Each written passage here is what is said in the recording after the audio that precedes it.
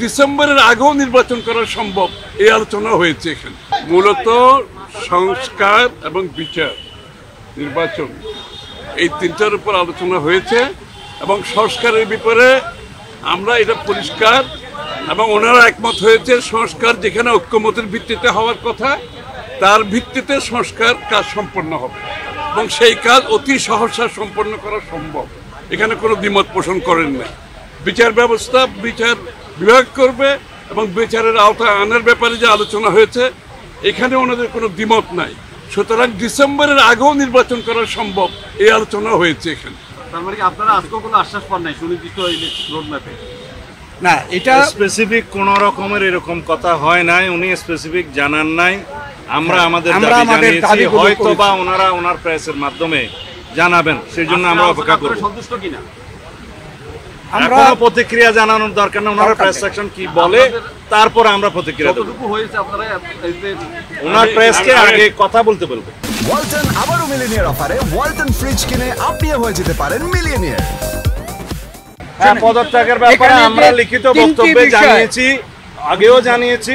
নিরাপত্তা উপদেষ্টা এবং আর দুইজন ছাত্র উপদেষ্টা যাদের কারণে এই সরকারের নিরপেক্ষতা ক্ষুণ্ণ হচ্ছে তাদেরকে বাদ দেওয়ার জন্য আমরা আজকেও লিখিত বক্তব্য আমরা দিয়েছি, মুখেও বলেছি। সেই আশ্বাস ওনারা দেখবেন, আমরা আমাদের বক্তব্য দিয়েছি।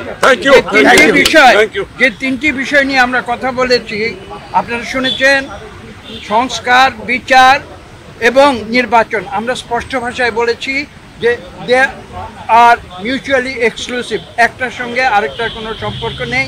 এবং যদি দ্রুত নির্বাচন দেওয়া হয়, আমরা স্পষ্ট ভাষায় বলেছি আজকে বাংলাদেশে যে নৈরাজ্য হচ্ছে, যে আইন শৃঙ্খলা পরিস্থিতির অবনতি হচ্ছে, এক অ্যানাউন্সমেন্টের ফলশ্রুতিতে বাংলাদেশের শান্তি শৃঙ্খলা এবং গণতন্ত্র ফিরে আসবে।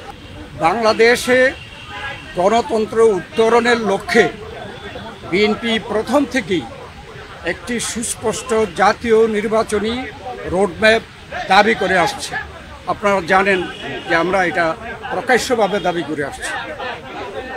সুষ্ঠু, নিরপেক্ষ ও অবাধ নির্বাচন অনুষ্ঠানের উদ্দেশ্যে সরকারের নিরপেক্ষতা বজায় রাখার স্বার্থে বিতর্কিত উপদেষ্টাদের বাদ দিয়ে উপদেষ্টা পরিষদ পুনর্গঠনের জন্য আমরা দাবি জানিয়েছি।